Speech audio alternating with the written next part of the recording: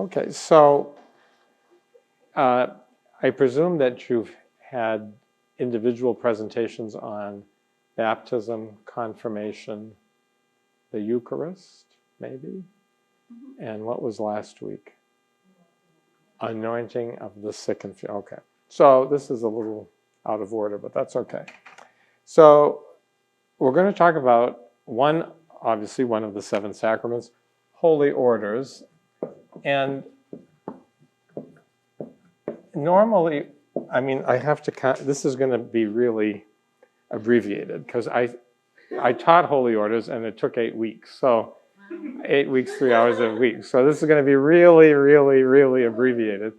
And I'm not going to get into a lot of historical. We'll start with the modern period where we are now and explain from there. But we have to do a little bit of talk about words because the words can be confusing. So the word order means different things. It can mean different things in the church. Hi. So, for example, you have the order of Christian funerals. That's a thing. That's a book. And it's called an order because it has multiple different ceremonies. So it has the wake prayers, it has the funeral prayers, it has committal prayers, or the order of celebrating marriage. It's a book because it has wedding mass, wedding apart from mass, wedding with a catechumen. So that's one sense of order. Then we talk about people who belong to a religious community. So someone is a member of the Dominican order, the Franciscan order. That's another sense of that term. When we talk about holy orders in the modern period, we're talking about bishops, the order of bishops, priests, deacons. But there's all kinds of other orders that have nothing to do with the sacraments. So there's the order of catechumens, right? When someone is enrolled to be a catechumen, they enter the order of catechumens. And there are orders which don't exist anymore. The order of virgins. So a woman entered the order of virgins. The order of widows. The order of hermits exists. There's hermits and hermitesses. So simply the word order doesn't necessarily mean sacrament. Okay? It's used in all kinds of different senses. Tonight we will talk about 3 orders that are part of the sacrament. And what's going to be the challenge is there is one sacrament of orders, and yet it has 3 ranks. And there is no other sacrament like that. So baptism is one sacrament, confirmation is another, but ordination to deacon, ordination to priest, ordination to bishop is one sacrament. So we're going to talk about how does that work. It's not 3 sacraments. So if a man is ordained a deacon, and then he's ordained a priest, and then he's ordained a bishop, he is receiving one sacrament. 3 different occasions, 3 different ranks, but they're not 3, they're 1, and we'll talk about how that works. Now, the other kind of word problem, and I need to erase something. This up here? We talk about me and Father Seamus as priests, which is true, but there's a more technical term for us called presbyter. And the reason why this is important, so it's the order of presbyters, the order of bishops, the order of deacons. Now, why is that? Because the sacrament of holy orders exists in 3 ranks. 2 of the ranks are priestly ranks, and 1 is not. These are both priestly ranks. And so when you say the priest, you could mean the bishop, or you could mean Father Seamus and myself. So tonight I'm going to use presbyters just to make that distinction. Okay? So let's go back a little bit to each of these words and the origins in Christ. So we believe that Christ institutes the sacraments. He certainly instituted the sacrament of holy orders. We would hold that he instituted them at the Last Supper. He instituted the sacrament in its totality. And yet, in these ranks, the apostles had a lot to do with it, because if you read any of the New Testament letters, you find references to deacons and presbyters, bishops and deacons, so that the ranks existed from the time of the apostles. And that's kind of an important thing. What you read in the letters, in Greek it's episkope. So, periscope, a periscope comes up, so it's the same idea. The bishop, these are secular terms, they're not religious terms. The bishop is the overseer, episkope, sees over, the supervisor, okay? It's not a religious term at all, and yet it winds up in the New Testament. Presbyter is another Greek term, and it simply means elder. So when you hear in the Gospels the priests and the elders conspired against Jesus, the Jewish elders, it was an institution that existed in Judaism at the synagogue levels. The synagogues had elders, but again, not specifically a religious term. And deacon was also a secular term, diakonos in Greek, which is not really, we think of it as servant. It's not really quite that. So you've probably seen Downton Abbey, and so there's all these grades of servants, right, downstairs. There's all these grades. So there's like the maids, and then there's the footmen, and they're all servants, but at the top is Carson, right, the butler. He is a servant, but he's not just your ordinary servant. He's the butler. And he often acts on behalf of the Lord. So his lordship has sent me to, or speaks on behalf of his lordship wanted me to communicate to you. That's the sense of deacon, an authorized emissary, an authorized representative, an authorized agent. It's certainly a servant, but it's not the cleaning ladies at Downton Abbey. It's Carson. Okay, so that, I think, that's the context that these things show up in the New Testament. So from the time of the apostles, these Christian communities have these offices. And today, so let's jump to today, obviously in the Catholic Church you have bishops, presbyters, and deacons. In all the Eastern churches, the Orthodox churches, the Oriental churches, we have bishops, priests, and deacons. And both we and the Eastern churches believe in them as ranks of holy orders. Other Christians also have these offices. So you're going to have the deacon board of the Baptist Church. You're going to have the Episcopal bishop. You'll have the Methodist bishop. You'll have the Presbyterians have presbyters. That's why they're called Presbyterians. They don't have bishops, they have presbyters. But those communities, even though they use the same word, do not believe that those persons share in any sacrament by holding that title.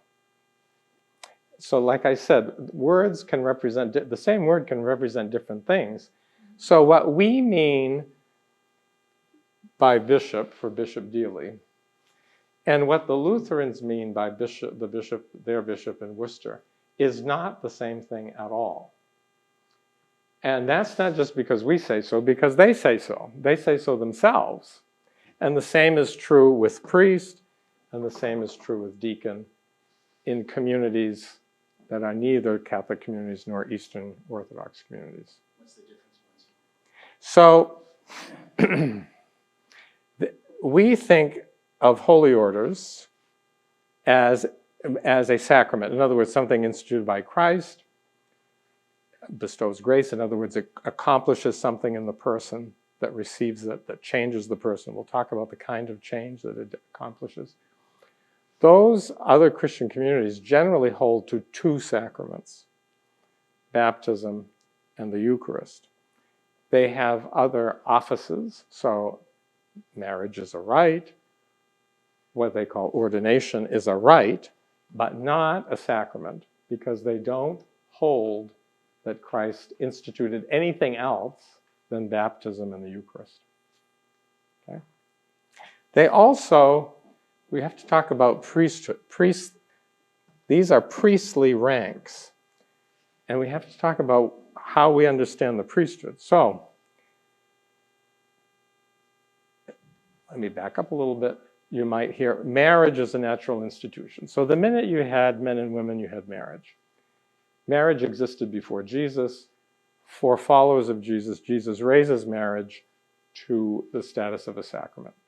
But I always say, two Buddhists get married the way Buddhists marry. It's a marriage. It's a marriage. It's not a sacrament because they're not Christians, but it is a marriage. In other words, it's not possible for only Catholics to be married, right? God created marriage when he created men and women. It's a natural institution which God takes over and makes a sacrament. There's something similar that happens in the priesthood, because if you look at cultures, this is anthropology more than anything, if you look at cultures across time and across space, cultures tend to designate someone to represent them to God or the gods.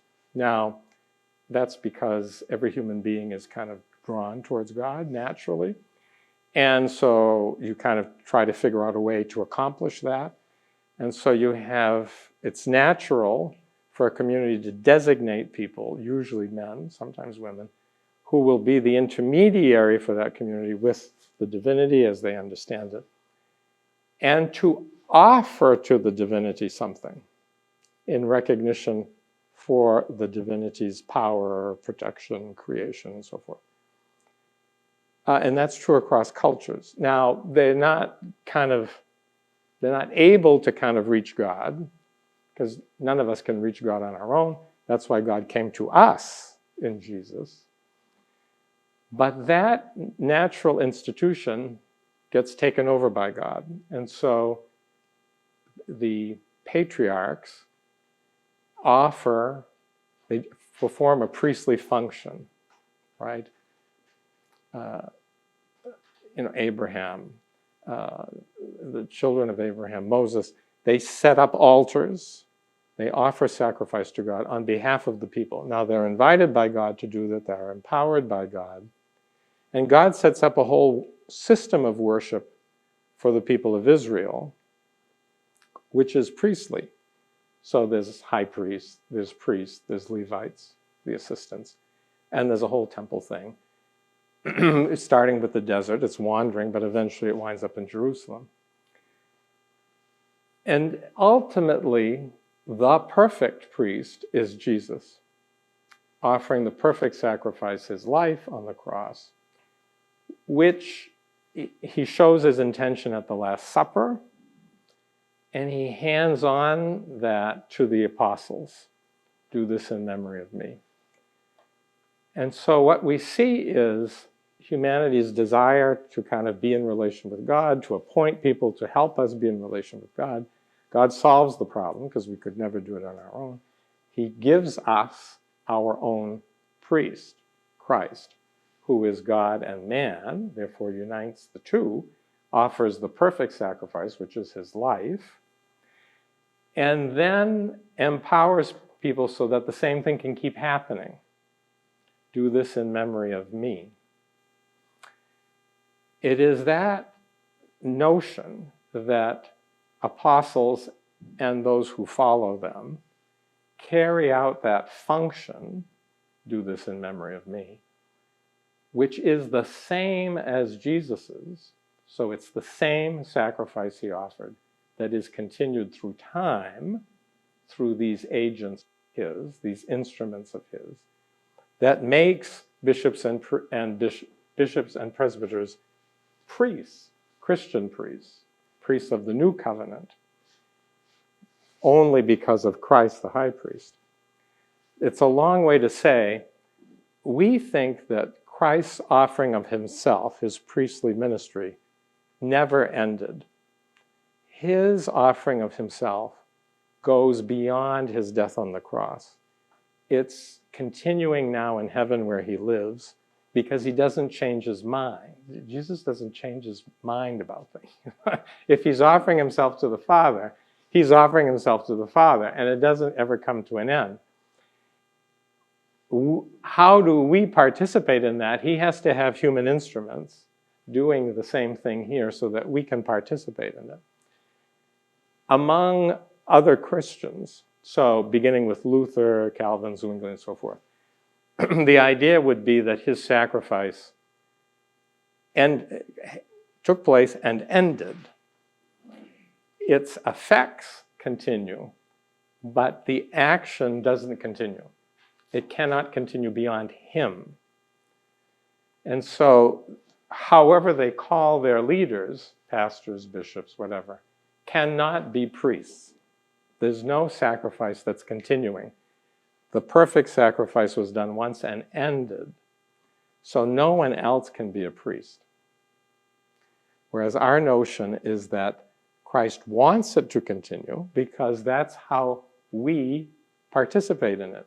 If it ended, how do we who were not at Calvary, we were not present then, how do we participate in it? See what I mean? So it's a different view of the role of the leader in the Christian community and of Christ's action. So maybe I can stop here before I get into kind of details, questions or observations. Or So Christ is the only priest. Christ is the only priest. We are priests relative to him, not in our own right at all. We can only be priests in relation to him.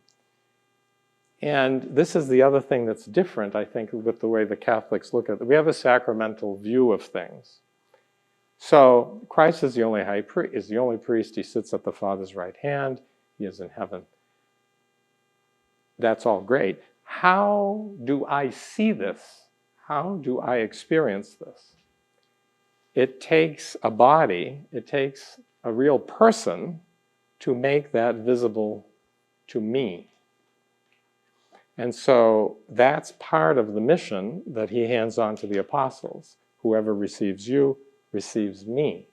See what I mean? So when the priest is standing there, he is standing there so that at least we can see the priest who is not visible, which is Christ. So would we say that it's primarily the Mass, but is there another form? Well, yes. I mean, it's everything that the priest does. But I mean, you're right. The Mass, at the Mass, is the clearest manifestation of the ministry of Christ as the priest through the bishop or the presbyter. But everything the priest does really is meant to manifest the action of Christ, the priest, who still is doing now, through us human instruments, what he did then, because he's alive. So he's still doing it. But how can he do it? He's in heaven. He needs human instruments. So like the Eucharist, like our belief in the Eucharist, that's the body, blood, soul, and divinity of Jesus, and to other people it's just a piece of bread. They have different views. So this is going to, you probably had you've already had Eucharist. There's different views among Protestants, and some are closer to us than others. Lutherans would hold a kind of real presence that's similar to what we have, but again, different because they think the bread is still there. Those in the Reformed tradition would think of it as a spiritual presence, not a bodily presence, because it reminds me of Jesus. So because they have a different view of the priesthood, which they would say is not even possible, you're going to have a different view of the Eucharist, because the two go together. Right, exactly. The two go together. So we do it in the Eucharist, Christ's sacrifice. Yes. When did he celebrate his resurrection? Well, it's his sacrifice and his resurrection and the Last Supper all kind of in one big ball. All right? It's all one mystery of his dying and rising. And that mystery of his dying and rising is his offering of his life to the Father. That's really the key to the celebration of the Eucharist. So would we say that the deacons do not participate in that same way? They don't. So there is one sacrament of holy orders. There are 3 ranks. 2 are priestly, 1 is not. So deacons are not a priestly rank. They don't offer the sacrifice for the forgiveness of sins. See, that's one of the big distinctions. Now, let me talk a little bit about these ranks, because this is what we say now. If you asked me this question in the 1200s, I would answer it differently. So, because holy orders is complicated, at different times, the churches had different answers about it. So if today we say, how many ranks are there? We would say there are 3 ranks. But there were times when people said there are 2 ranks. There are times when people said there are 7 ranks. There are some Eastern churches that would say there are 9 ranks. There's another time people would say there's 1 rank. So it's been muddy over the centuries. And greater clarity has come in the 20th century.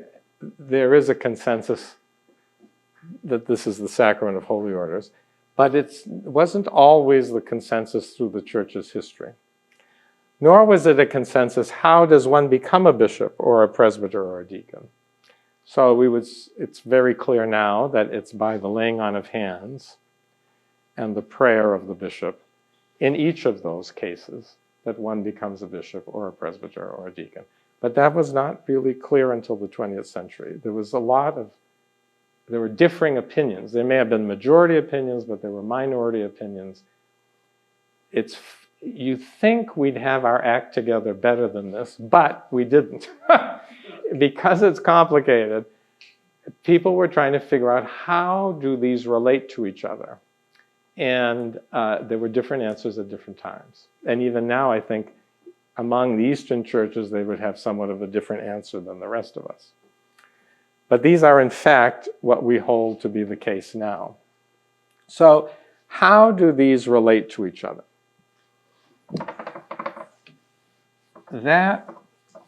Let's look at this. How is it one sacrament? How does it all fit together? So, one of the interesting things about the description of deacons in Vatican II, it says they are ordained not to the priesthood, but to the ministry. And so there's a dimension called ministry in the sacrament of holy orders. And there's a dimension called the priesthood in the ranks of the sacrament of holy orders. So we're going to look at those 2 dimensions, and they're hierarchical. So these 3 are not side by side, bishop, presbyter, deacon. They're in a hierarchy. One is higher than the other. So the fullness being bishop, presbyter, deacon. And the hierarchy signifies something. It signifies fullness, if you will. But which direction do you go? Do you start at the bottom and work your way up, or do you start at the top and work down? We like to think of bottom up. So you're a deacon, because that's the progression in the person's life, right? So someone is a deacon, then they're a priest, and then they're a bishop. But theologically, you start from the top. Okay? So when Jesus is at the Last Supper with the apostles, and we say he institutes the sacrament of holy orders. He's instituting the entire sacrament. And where does the fullness of the sacrament dwell? In what rank? It dwells in bishops, right? They have the fullness of the sacrament of holy orders. So if they have the fullness of the sacrament of holy orders, they have the fullness of both dimensions, the ministerial dimension, the priestly dimension. So let's try to imagine it this way. So let's say this is the fullness of holy orders, this little bar, and you've got ministry on one side and you have priestly stuff on the other side. So, because there are dimensions of what the bishop does that is not necessarily priesthood. He's supposed to be the greatest servant. We think of deacons as like the biggest servants. The bishop is supposed to be the biggest servant. You're starting at the top. They have the fullness of what's going on. Then if you talk to, then the next kind of level down, presbyters.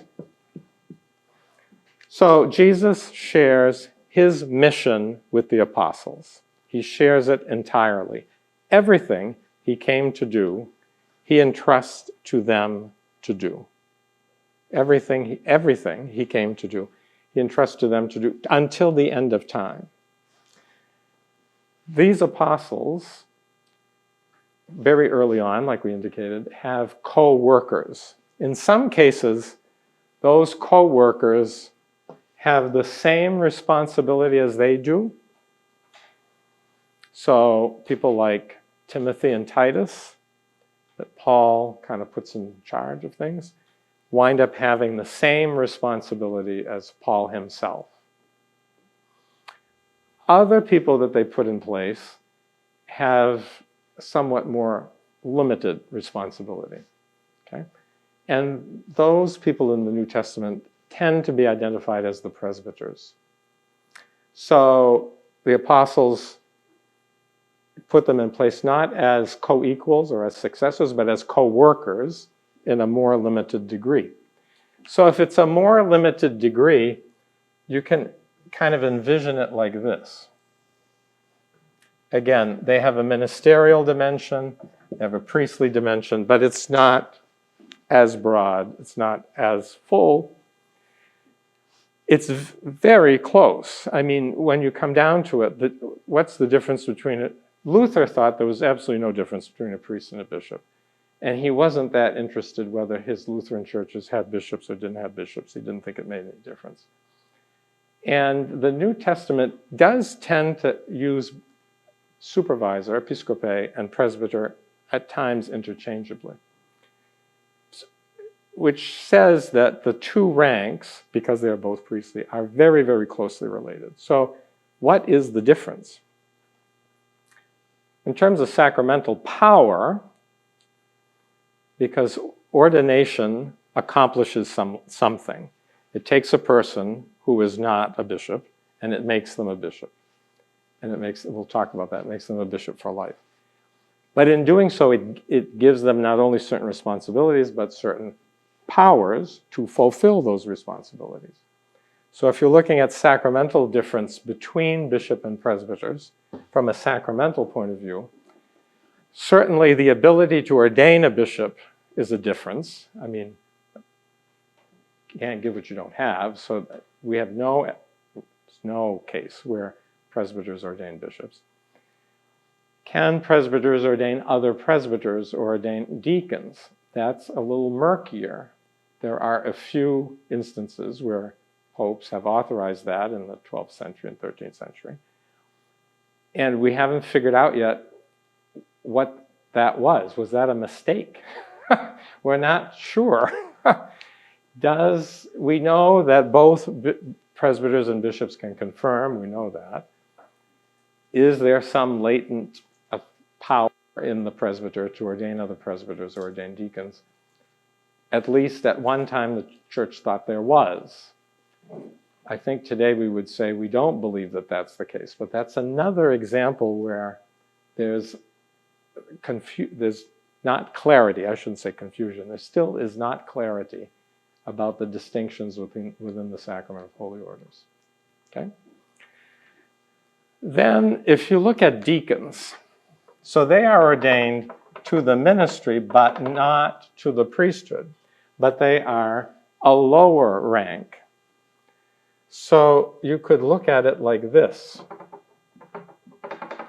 So they have a portion of the bishop's ministerial function. They have a more reduced portion, and they have no portion of his priestly function.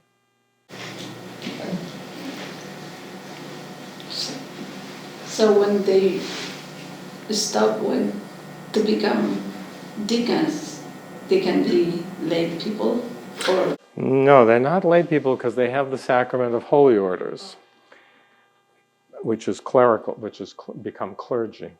Now, marriage is a whole other issue with this. It's not really, it's a spiritual issue. It's not really a dogmatic issue.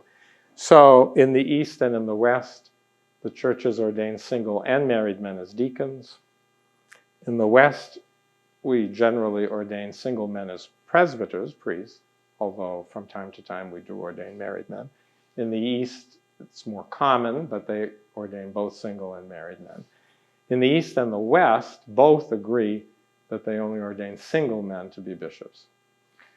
So marriage is kind of a separate, the celibacy of the clergy is a separate spiritual issue. And it's, again, going back to the apostles. It's an apostolic custom. It's an important one. Its image is Christ, who was not married himself. But the churches over time have had different demands on the clergy regarding marriage. So they may be married people in here, but that doesn't kind of change the equation. What you have is a hierarchy, the bishop having the fullness of these two dimensions. He is the biggest deacon. You know, he's the servant par excellence. He's the priest par excellence. Presbyters having a very large share of what the bishop's ministry is. Another difference would be the bishops have a ministry in a sense to the universal church. They're part of a college for the whole world. The Pope is the head of that college. Together, they're responsible for the whole world. Priests don't have that same kind of responsibility. I mean, if you're a priest anywhere in the world, but we don't worry about the world. And bishops worry about the world. We don't worry about the world. You know what I mean? We have other things to worry about. We are also part of a college, though, but it's a local one. It's a local one. So we priests form our own college, but it's local. The priests of Portland, the priests of Manchester. Our bishop is the head of that college, but it's a local college. It's not really universal. Deacons are not part of any college. I mean, you have a body of deacons in a diocese, but they are members of the order of deacons, in a sense, individually connected to the bishop, not as a body. But that's a theological conception. What is their mean? What's that? Deacons, what's their mean? The deacon, so they're ministers, their primary role is to be assistants to the bishop and to presbyters. That really is the essence of what they are. So, again, when you look at Israel's worship, which God established according to his plan, there was a high priest, there were priests, and there were Levites of the tribe of the Levites were the servants of the Jewish worship. It's not surprising then that the early Christian community kind of began to organize its own notion of the sacrament of holy orders around what had been the division in Jewish worship. So maybe they might have organized it differently otherwise, but in fact, they organized it in a way that kind of mirrored that. So the deacons are the assistants to the bishop and the priest. And at Mass, you kind of see that. But even when they're on their own, they're there as the assistant of the absent priest or the absent bishop. And like I said, they're the authorized agent, they're the authorized emissary, they're the authorized spokesperson of the absent priest or bishop to whom they are connected, by their mission. So I think that at times we have made them into kind of junior presbyters, but they have their own function, and it's an assisting function, assisting the priest and the bishop in fulfilling their ministry. Okay? Maybe I can stop there before I go on to. I'm getting close to the end, I think, right? Once again, why the difference regarding marriage between the East and the West? And what constitutes the East? Yeah. Because, of course, you have Eastern churches in the US and Western Europe, and you have Catholic churches in east of the Mediterranean. You know what I mean? So it's the way, it's historical. It's the way they developed. So in the West, very early, so 3rd, 4th century, you have local councils saying, well, really, we're just going to ordain single candidates. That was never the practice, it was just never the practice in the East. And in a sense, the older custom of ordaining married men simply continued as it was. And I think it's the way that they were set up. I mean, the Eastern churches are very local. They're very national, the little town, little village. And so, finding the man to be the priest, I think it was just practical that you maintained the choice among married men. The West was much more missionary in a way. You had some Eastern churches that were very missionary. I shouldn't say that, but the Western church was much more missionary. And to be missionary, you need single men if you're going to send them all over the place. And so early on, the West adopted celibacy for its clergy, at the lower ranks of clergy. Like I said, East and West always ordained celibate bishops, but the West focused on celibate presbyters and deacons until recently. Thank you. And you now have one transitional deacon, Deacon Valdes?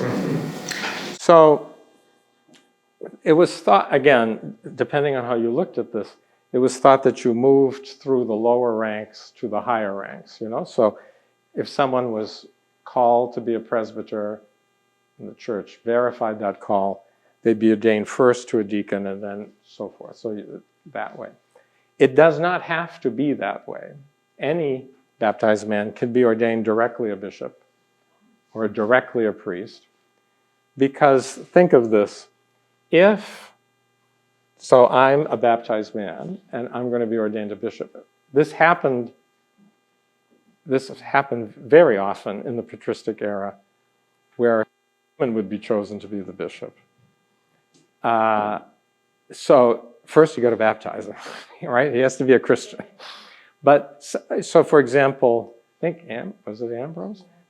So Ambrose is this, he's a prefect. He's a civil authority, but he's a catechumen.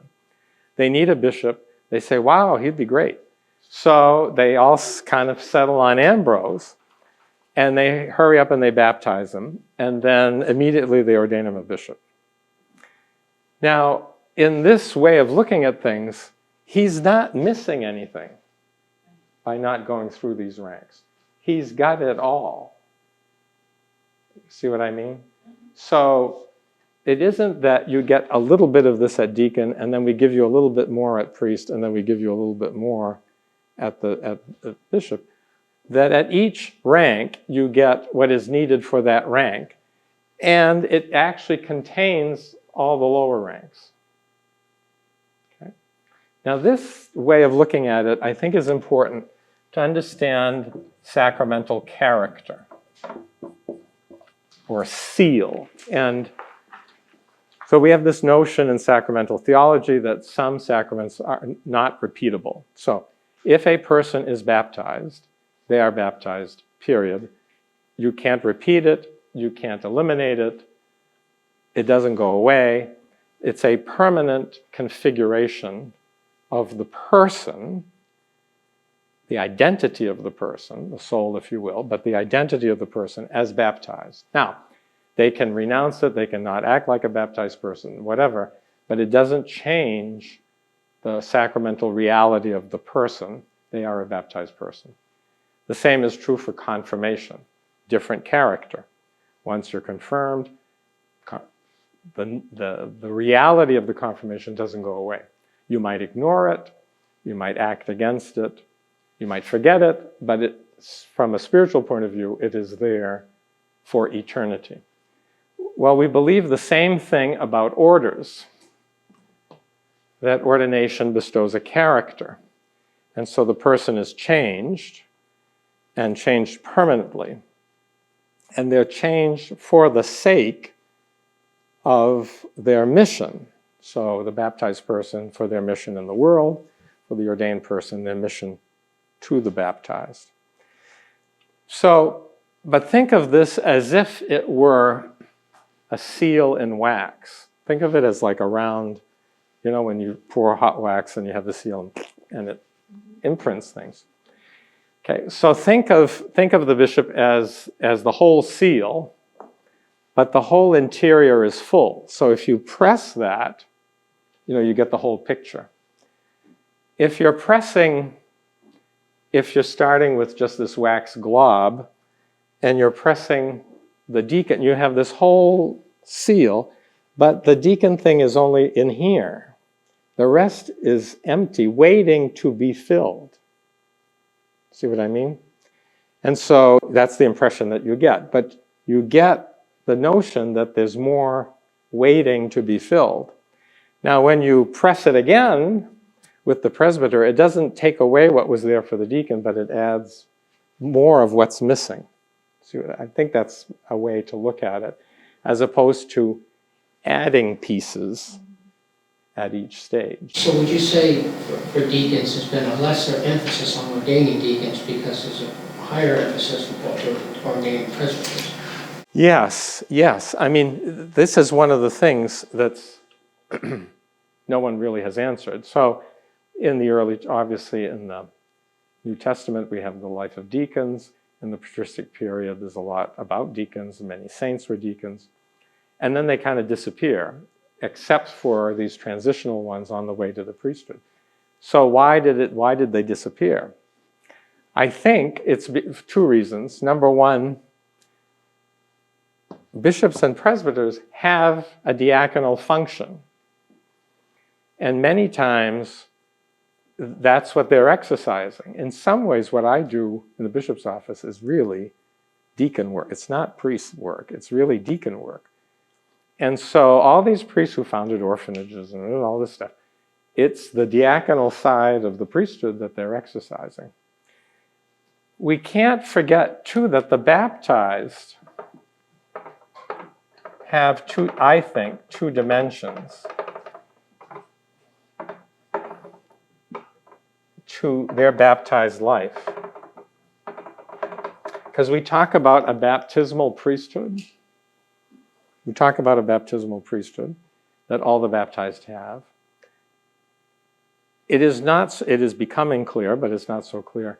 I think there's a baptismal ministerium, a baptismal diaconia that all baptized have.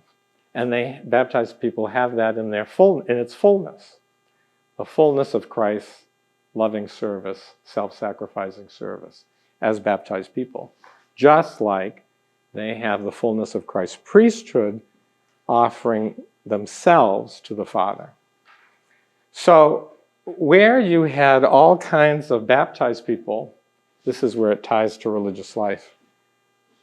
Religious sisters, religious brothers, monks, nuns, performing those works of charity and I think the ministerial side of the diaconate kind of lost its significance because the baptismal diaconate was being lived so broadly.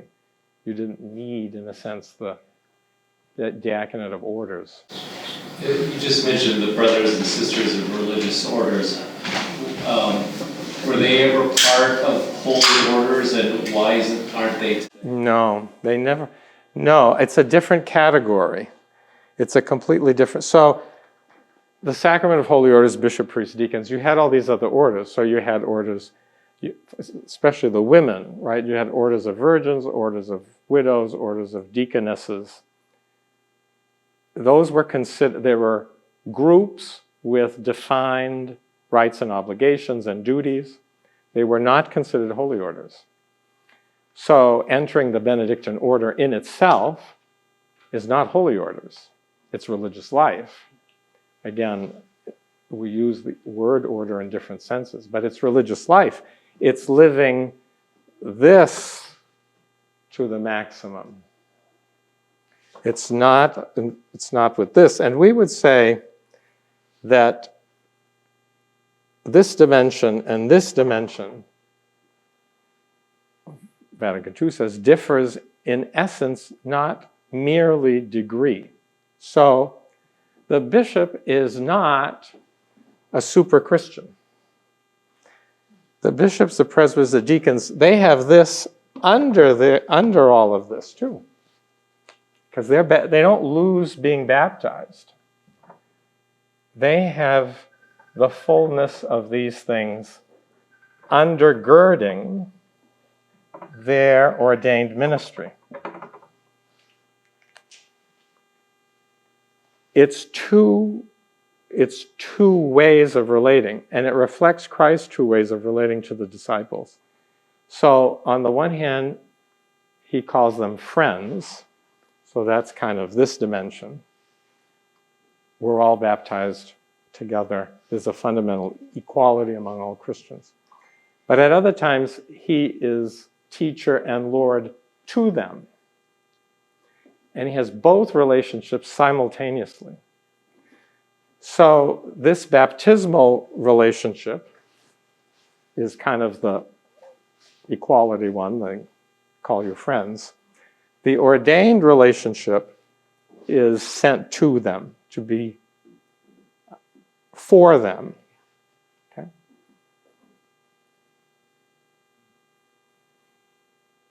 It's complicated. We're still trying to figure it out. What I think is important, though, that a lot of people, and you see this in the Protestant, is there's a lot of functionalism. So they think, well, because you do this, we'll call you this. We'll call you that. Yeah. The person who is in charge, that's the pastor. Yeah. And there's not the sense of, for us, even if you don't have any assignment, you don't do any ministry, you're locked up in prison for 30 years. You're a priest. You're still a priest or a bishop. It has nothing to do with what you do. No, that's true. Because it's sacramental. It's not functional, it's sacramental. Right? Christ needs living signs, not only of what he did, so that people see him doing it now, but who he was for them and to them. And so you ordain people, I mean, you have real pastoral needs, but often, for example, the ordination of the deacon is really for sacramental reasons, to see Christ the servant alive in somebody as a reminder of Christ's ongoing service to the life of the church. So, Pope, when somebody becomes Pope, he has to go through another order or just a bishop? He is a bishop. The Pope is a bishop. He's the Bishop of Rome, but he's a bishop. And you can't make someone more than a bishop. You can't. There isn't anything. He happens to be the Bishop of Rome, which is unique. It's the head of the College of Bishops of the whole world, successor of Peter. But it is in a different category. It's a different responsibility, but it's not a different category. He's a bishop. So when they pick him, they don't put him in? They don't ordain. No, now, if he's not a bishop, they ordain him a bishop. Hasn't happened for a while. But if he were not a bishop, they would ordain him a bishop in order to be the Pope. So we've had popes that were priests before they were popes? Yes. Yeah, just like catechumens became bishops. But by the 10th or 11th century, everybody was going through all the stages. They didn't do these jumps anymore. There's a lot of, you know, I don't know if you touch on monsignors and cardinals, because that throws people off too.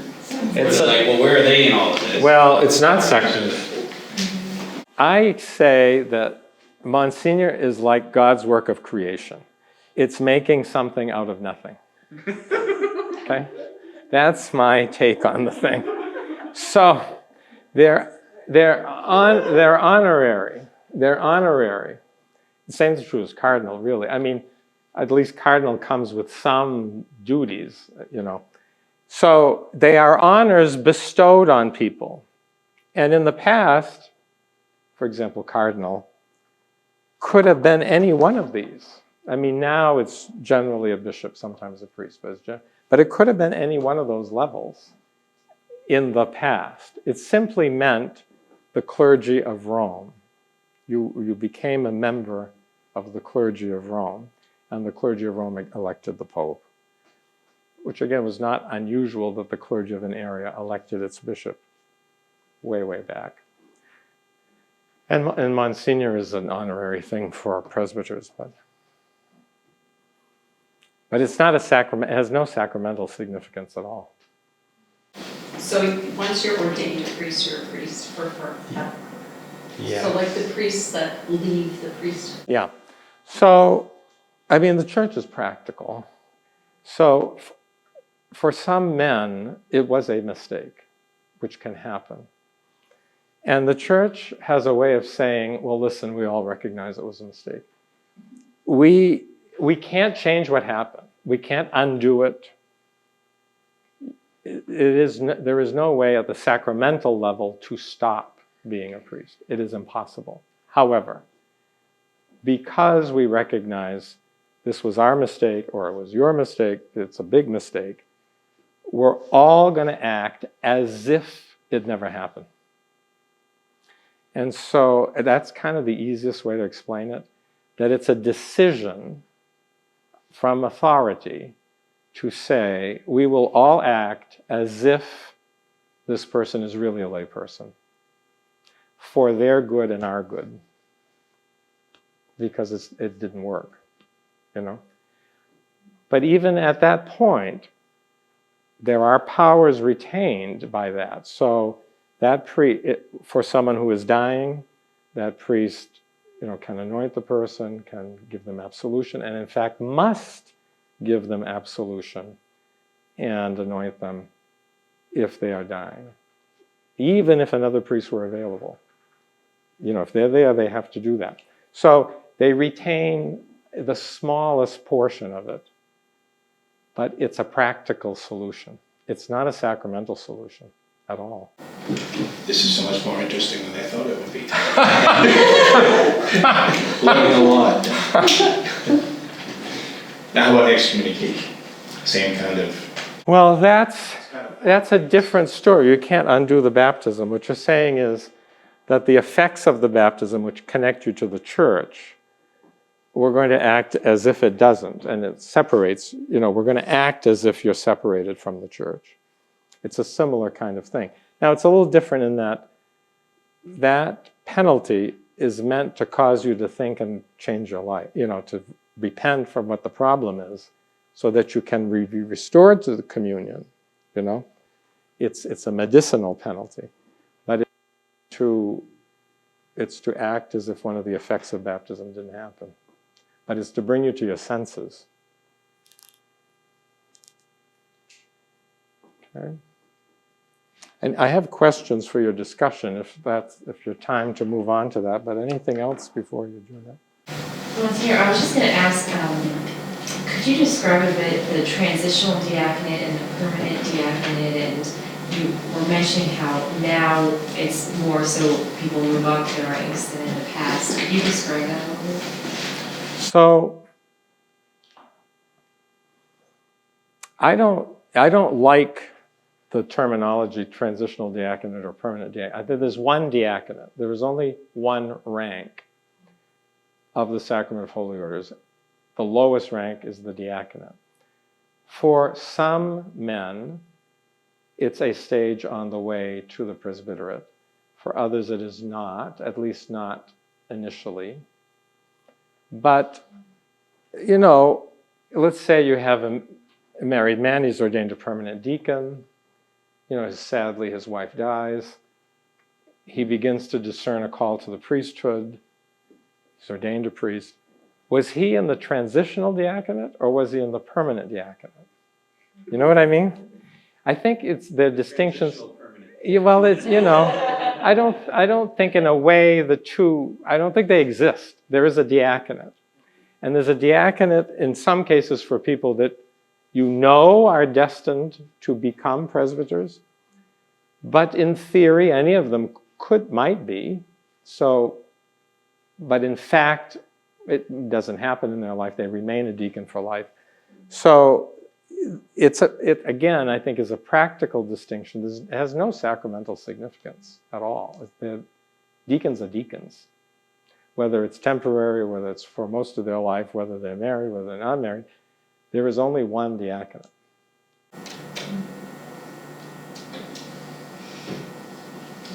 It might be good, I don't know if you have a moment to touch on the munera maybe a little bit. Oh, yeah. That's a whole other ballgame. Yeah. Can I get rid of this, or do you have questions about that? Can I ask one question before you erase bishop? How do you get, because the Pope selects bishops, right? Yes. What are the qualifications? Yeah. Well, I mean, well, yes and no. I mean, largely. But that's not true everywhere. It's not true in the Eastern churches. It's not true for a few Western dioceses, Germany, Switzerland. And it was not always so. It became centralized in the 20th century, end of the 19th century. But it was much more diverse. And the more ancient practice was the clergy of a place. The presbyters of a place chose the bishop. Sometimes with the cooperation of the neighboring bishops, sometimes not. And that persisted for a long time, that the local priest would decide who the bishop was. It's really in the 19th and early 20th century that it gets concentrated in the hands of the Holy Father. And it's based on all kinds of recommendations at the local level, at the regional level, at the national level, and then consultation in the Congregation for Bishops, which is itself a group of bishops from all over the world who generate 3 candidates for the Pope to consider. Often he takes the first one, but not always. John Paul II was very famous for rejecting all 3. He'd say, oh, no, I don't want that. He said, oh, this diocese in Germany, I went to school with a priest from there. You find Father so-and-so, you make him the bishop. Wow. Yeah, no, John Paul II rejected turners left and right, and I hear the same is true with the turners, and have them start over, or he has a candidate of his own. But it was not always so.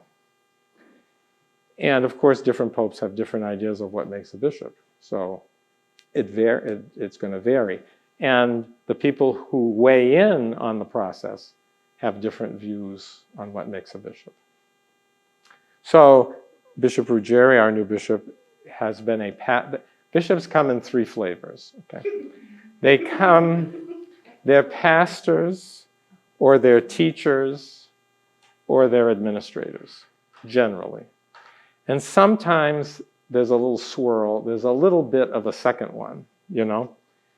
But Bishop Ruggieri is a pastor. He's been a very successful pastor.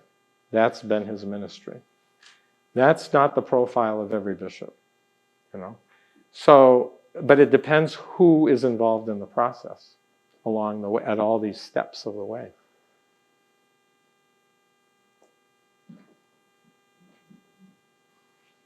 Okay. Anything else with this? I'll erase. Yes? When Bishop Dealey was created bishop of The diocese of Portland, he was already a bishop. He was already a bishop. So, like I said, bishops have a worldwide responsibility. And we tend to think of one bishop, one diocese, but there is evidence in the New Testament of often a community of bishops, several bishops, leading a Christian community, episkopoi in the plural. Now, we say, oh, that doesn't happen now. Well, we kind of, because, you know, in Boston, of course, Cardinal Sean O'Malley is the Bishop of Boston, but he has 5 other bishops with him. So is it one bishop leading Boston, or is it 6 bishops leading Boston? You know what I mean?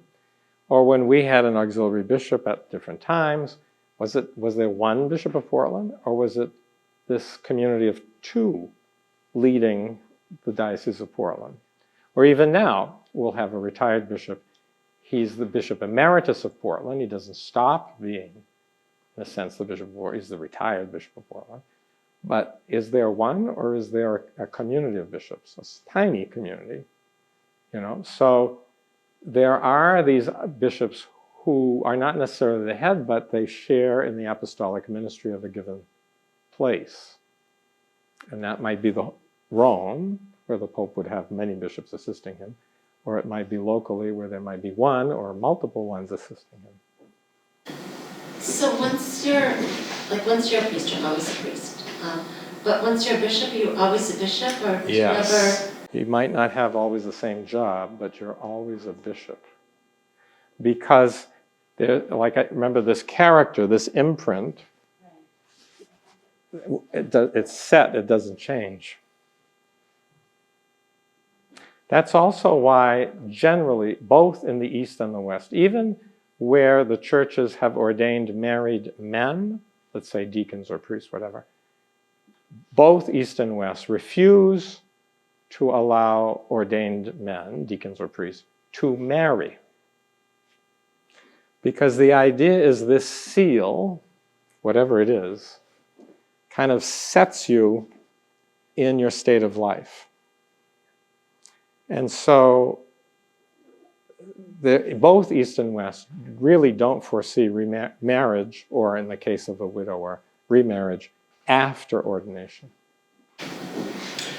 Yeah, I read that in the catechism, and it was a little confusing. Yeah. So if you're married going into... So the churches ordain men who are married. Once ordained, you can... But because of this notion that the seal kind of sets you in your state of life. So like St. Paul says, those who are married should stay married. Those who are not married don't bother getting married. You know, it kind of keeps you where you're at, so to speak. Both East and West generally have not allowed clergy to marry. Clergy who are not married to marry after ordination. Now, the exceptions are in these cases where they say, really, this hasn't worked out. Let's just call it a day and say you're a lay person, and then they treat you like a lay person. But that's the only way to do it, because you would not have a priest or deacon marry after ordination. That used to be true for Anglicans too. So years ago, we had Bishop O'Leary, Yeah. I believe Bishop Prue at Yeah. the same time. And so one was auxiliary. Bishop O'Leary was the diocesan bishop, and Bishop Prue was the auxiliary bishop. And why don't they have that format any longer? Is it numbers or? Well, it is a little, an auxiliary bishop, they're going out of fashion, let's put it that way. It's a little odd. It is a little odd, you know, the notion that a bishop really should be at the head of a Christian community. So to have this bishop who isn't at the head of the Christian community is a little odd. And there has been a general approach to limit the number of auxiliary bishops because it's a little bit of an oddity. So unless you have a lot of people, unless you have 300,000 or 400,000 Catholics, they're not really going to consider it, because it's meant to help the bishop. Wouldn't the case be that most of what you would do could be done by presbyters? Yes. See, the Western Church, our Roman Catholic Church, kind of loosened up in the 20th century on priests, presbyters confirming. So it always believed that presbyters had the power. They didn't have the authority to confirm, but they had the power to confirm. It's different things, right? To possess the capability of it, not the authorization to do it. And it insisted on bishops confirming. It's only in the 1940s that the Holy See granted pastors the faculty to confirm anybody in danger of death. That's how narrow. And I remember seeing an entry in the baptism register at St. Joseph in Biddeford from the 40s. Monsignor Havey had confirmed an infant who died at the hospital. But he wrote in, confirmed by me, by apostolic constitution, that's what gave me the authority to do it. And I mean, the West insisted on it because, again, bishops as a group succeed the apostles as a group. So who receives the Holy Spirit at Pentecost? Apostles. Who are the successors of the apostles? Bishops. Who's the best person to hand on the Holy Spirit? Bishops. So that was kind of the thinking. What wound up happening is a lot of people never got, bishops aren't around. But if that's what you're going to do, then you need a lot of bishops to confirm. You need a lot more bishops if they're the only ones confirming everybody. The East never got into that. The East consistently had priests confirming. And so it didn't raise the same problem as the practical problem in the West. But in the 20th century, the Roman Church began to kind of loosen up and allow presbyters to confirm more regularly. So now, Father and I can confirm anybody, any adult we baptize, we automatically can confirm.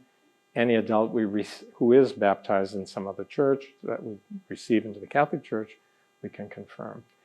And anybody in danger of death, at any age, we can confirm. But the bishop also can authorize me to confirm. So, bishop, we had a confirmation, bishop got sick, says, I can't go, you confirm. I confirm those people because he authorized me. They didn't fall under any of the categories, but he authorized me to do it. In the old days, it simply wouldn't have happened, which doesn't make a lot of sense either, So once you can do that, you don't need a lot of auxiliary bishops either. Because if there's a real need, because he can't get there, he can't do two on the same day, all that stuff, he can find a priest to do it. Seeing Bishop O'Leary walking up on the eastern promenade, it was like royalty. Yeah. He had such a presence about him. Yeah, he ordained me a deacon. Yeah. Anything else about it? Yes. So, I just want to make sure if I got this. The holy orders happen at the diaconate. And then subsequent to that, you are anointed for your ongoing Well, all of ministries. this is holy orders. So the ordination of the deacon is holy orders, the ordination of the presbyter is holy orders, the ordination of the bishop is holy orders. They're all ranks in the one sacrament. All of them happen by the imposition of hands and the prayer of the bishop. The secondary things vary after that, but they all happen in the same way, with a specific prayer, though. So there's a imposition of hands for deacons with a specific deacon ordination prayer, a specific priest, presbyter, or specific bishop ordination prayer. The first priest ordination I was the MC for, I'm 34 years old, and it's Bishop Joseph, and it happens to be a religious brother down in Alfred. I had never done this before. So we get, and it's small, so that's good. So we get going and all of this, and I'm holding the book for him to read. He's imposed hands, now he's going to say the prayer that makes the man a bishop. And I'm holding it so he can read it. I can't read it, holding it like this. And he's reading, and I thought, wait a minute, I don't remember that. And he gets to another part, and I realize I had it open to the page for a bishop. Oh boy, that would have been interesting. And you get excommunicated for that. That goes to Rome. Yeah. So I realize and he doesn't know, he doesn't care, he doesn't notice, he's just reading. Now, he didn't intend to make him a bishop, he wouldn't have been a bishop, but at the moment, I don't think that. I think this is going wrong really fast. So I have the book, and I close the book right in his face. It's the only way I could stop it. I just slammed it shut. And so he looked, I said, I have the wrong prayer.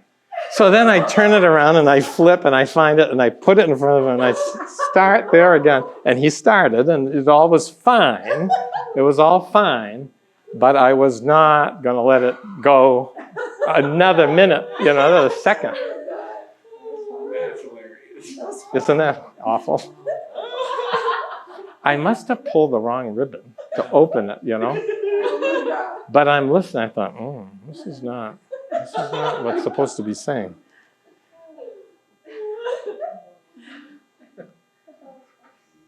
Okay, so let me do this and talk about how we understand the roles.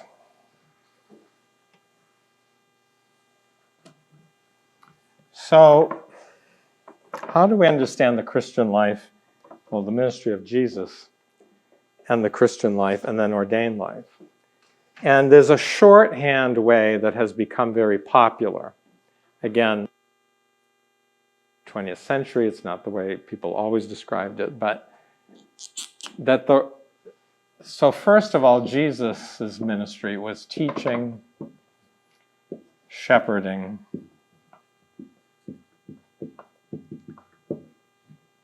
and sanctifying. Now, sometimes they have different words. So teaching, preaching, shepherding, governing, ruling, sanctifying, making holy, whatever. But it's a shorthand way of kind of summarizing the different aspects of what Jesus did on earth, and therefore what he continues to do. So, again, Vatican II applies it to Jesus. It applies it to all the baptized.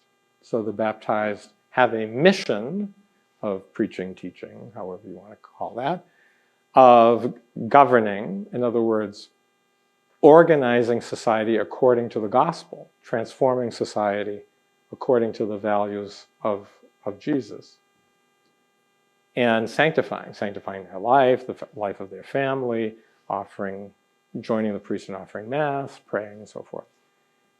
So it applies to Jesus, applies to all the baptized. They apply these categories to bishops. So bishops teach, govern, and sanctify. They apply it to priests. Priests teach, govern, and sanctify, which would make sense because priests and presbyters and bishops are very closely related. Strangely enough, none of the Vatican II documents ever apply these categories to deacons. They apply something similar. So they talk about the ministry of the word, of charity, and of the altar. So you could say, well, the word is kind of here, the altar is kind of here, charity is kind of here. But they never say teaching, governing, and sanctifying. They use these other categories instead. And, why is that? What I have found, because my research is in the diaconate, is that there is a theory. So we know that for bishops and presbyters, those three are always exercised together, just like they are for any Christian. So the priest, just by being the priest, is going to have a teaching function. He's going to have a sanctifying function. He will have a governing, shepherding function, no matter what he does, whether it's the work I do or Father does. It's inherent in the identity of the bishop or the presbyter. It's not quite so inherent in the deacon. Remember, the deacon has a limited portion of the bishop's ministry. And the thinking is that he might exercise all three, but there's no reason that he has to exercise all three at the same time. Bishops and presbyters, no matter what they do, necessarily exercise all three in their life at the same time. The deacon, depending on his mission, what is his mission? What is he ordained for? What is he sent for? What is he meant to be doing? Might exercise one or the other, but not necessarily all three, but maybe all three. Maybe, depending what his mission is. And so that's why, historically you had deacons who were great theologians, and that's about, that was the limit of their extent, or they were judges in church courts, but that's kind of all they did. Or, like the old transitional deacons, really all they did was assist the priest at Mass. I mean, one of my seminary professors was older, and he was telling the story when he was ordained a deacon. He was ordained at the seminary. He goes home for Christmas. This is before the council, and he rings the rectory bell, and he goes to see the pastor, and I'm a deacon now. And so I'd like to be the deacon at midnight Mass. And the pastor said, "What do you mean? A deacon can't be a deacon. Only a priest can be a deacon." In other words, it had been so limited that priests took over everything. You know what I mean? They took over all the functions. It was so limited that there were barely any sanctifying functions left. That in practice, a priest often substituted for a deacon at Mass. Very often. To the point where deacons didn't have a chance to do anything. And in fact, they granted no blessings. There was a very little role left for them by the time of the council. That was a historical anomaly, but it's what had happened.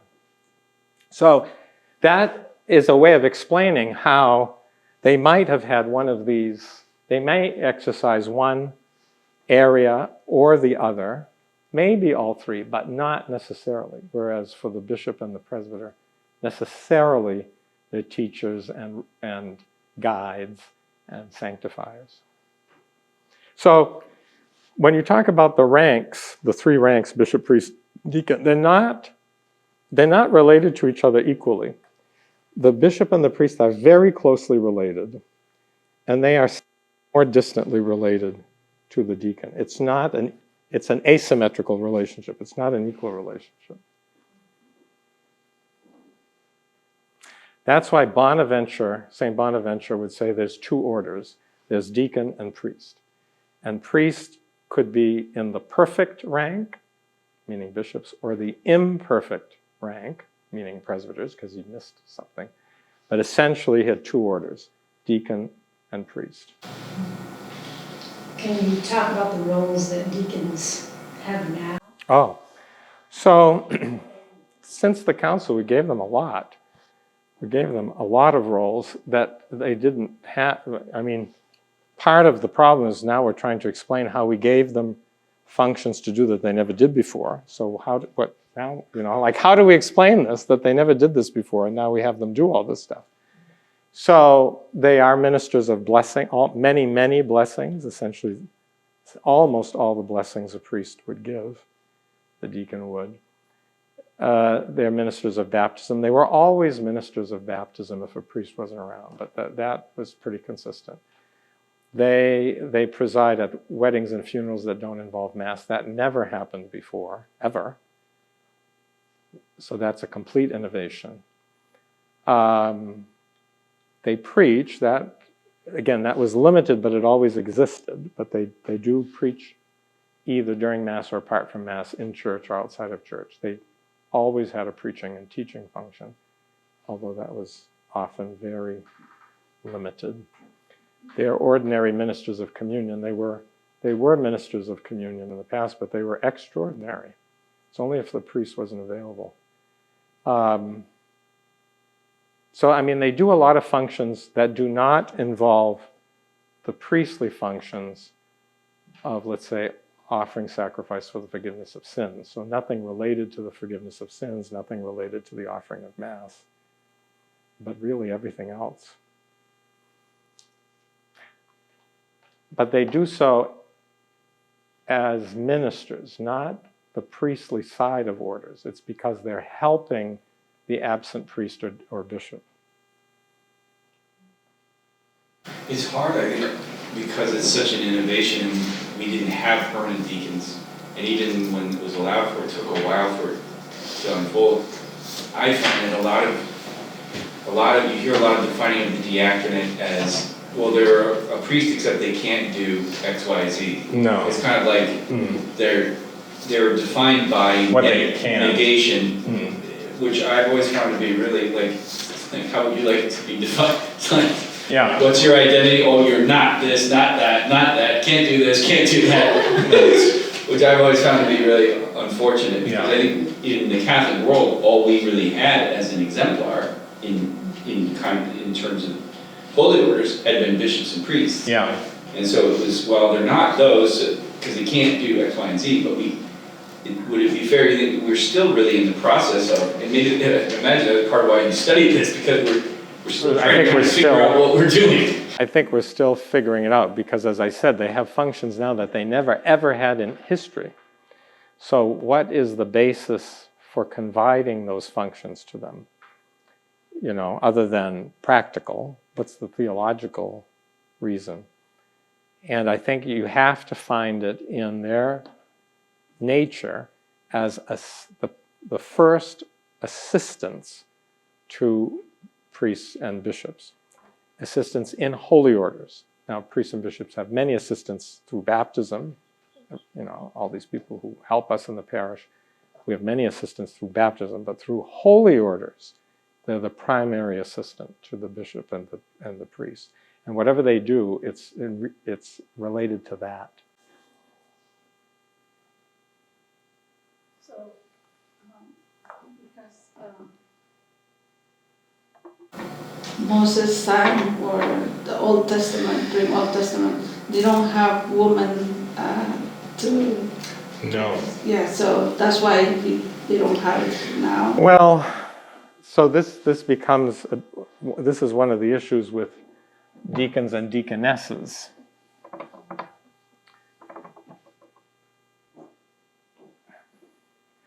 So you've got, like I said, bishops, presbyters, deacons. So these are men. And then you had these other categories, right? So you had hermits, monks or nuns, widows, virgins, deaconesses, catechumens. There were these other orders. I mean, this was holy orders, the sacrament of holy orders. That's men. Now, why is that? I mean, often we tie it to Christ. I think it's better to tie it to the apostles. So who did Jesus entrust his entire mission to for the sake of the church and the world? To the 12 apostles. Who the 12 apostles were men. They were meant to reproduce in the new covenant the 12 patriarchs, it's a male term, of the 12 tribes of God's first chosen people, the people of Israel, right? There were 12 tribes, the patriarch, they're the sons of Jacob. They're the sons of Jacob, the 12 sons of Jacob. Because God's plan doesn't, change. He gives a hint and then he comes to fulfillment. So the way that the people of Israel are set up is a hint of how the new people of Israel are going to be set up. But there were all these other orders, and I'm missing some, of men and women. Some are both sexes, right? Catechumens are men and women. Virgins is only women. There's no man in the order of virgins. It's only women. Similarly with widows, it's only women. Monks and nuns, in other words, those in the monastic life, men or women, whatever. Hermits and men or women, whatever. But so there are these other kind of forms of baptismal life. It doesn't depend on holy orders. Some are gender specific, some are not. I mean, I think nowadays in this category, we would have put, there was a category of subdeacons, that was men. In time, we came to see it was not holy orders, it was something else. Again, there was debate about that. If you ask Thomas Aquinas, he'd give you a different answer than I gave you. But some of these are gender specific, some are not. And the debate right now, so it seems settled.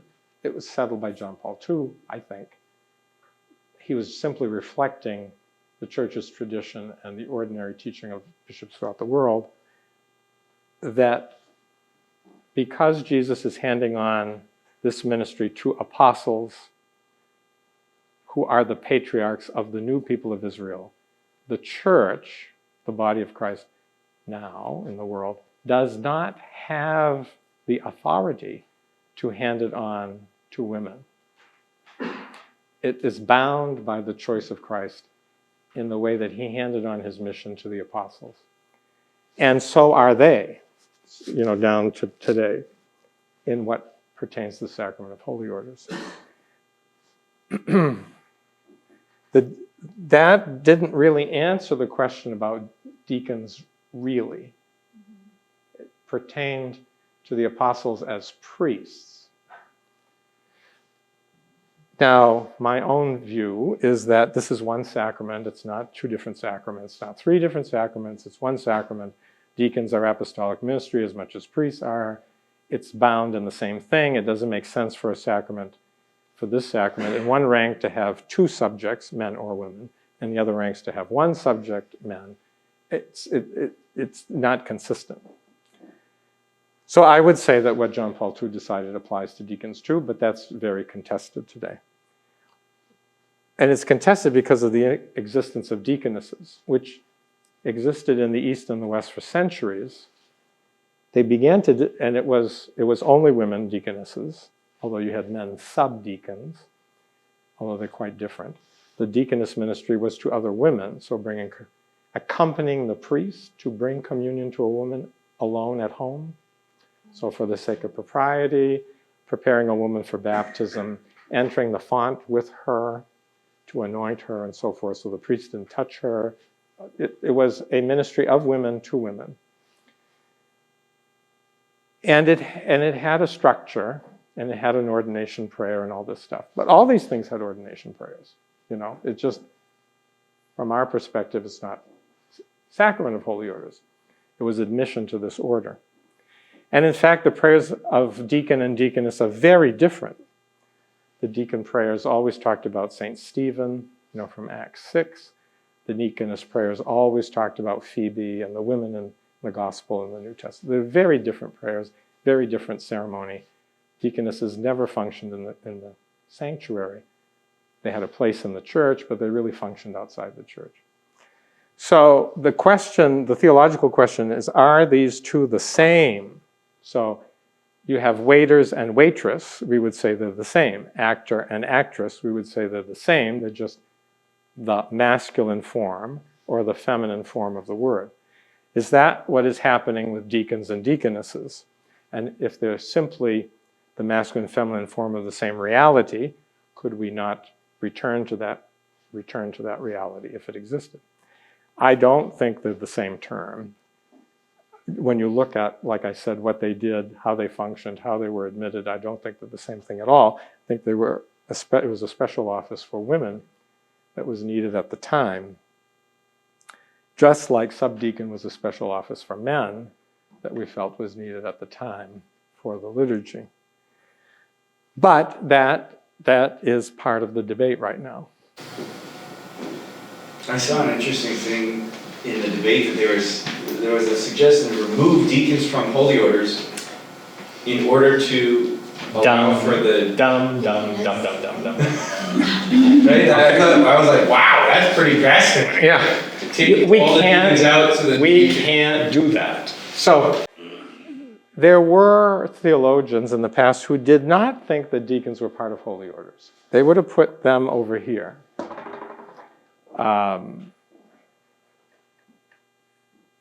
William Durandus being one of them in the medieval period. They thought there's one order and it's priesthood. That's it. Deacons are not priests, therefore they're not in holy orders. That was always it was kind of there in the background, but it was a minority view. There were people who had doubts that the diaconate was a sacrament. Someone as late as Alphonsus Liguori in the 1700s said, "It is not improbable that it isn't a sacrament." That's very tentative, right? I'm not too sure. That's saying I really am not too sure about that. It's not improbable that it's not a sacrament. He's not saying it isn't. I'm not sure. So it was a persistent doubt, even to Vatican II. At the time of Vatican II, when they started talking about deacons, you had theologians saying, well, wait a minute. Is it part of holy orders or not? But that was the minority view. The overwhelming view was that it was part of holy orders. If it is part of holy orders, we can't take it out. We didn't put it there. In a sense, Jesus put it there. Now, he instituted the whole thing. The apostles unfold the thing, but they received it from him. And so we don't create sacraments. Jesus creates sacraments. So we can't mess with sacraments. So if it is in fact part of holy orders, which all the popes of the 20th century, all of the church dogmas, Vatican II, catechism, everybody says it's part of the sacraments, we can't take it out. We don't do that. We don't have the power to do that. yeah, it seems like pretty audacious to contradict an ecumenical council and a whole bunch of other things. Do you think, I think one of the issues with us is and you can see it's interesting, right? When all those other orders have diminished in many ways, and where holy orders has become really, especially the only maybe public order. Because these were all public. You entered each category by some public ceremony. It gave you a certain place in the church, usually not the sanctuary, but in the church. You had certain rights and obligations. You had certain duties that were connected to this.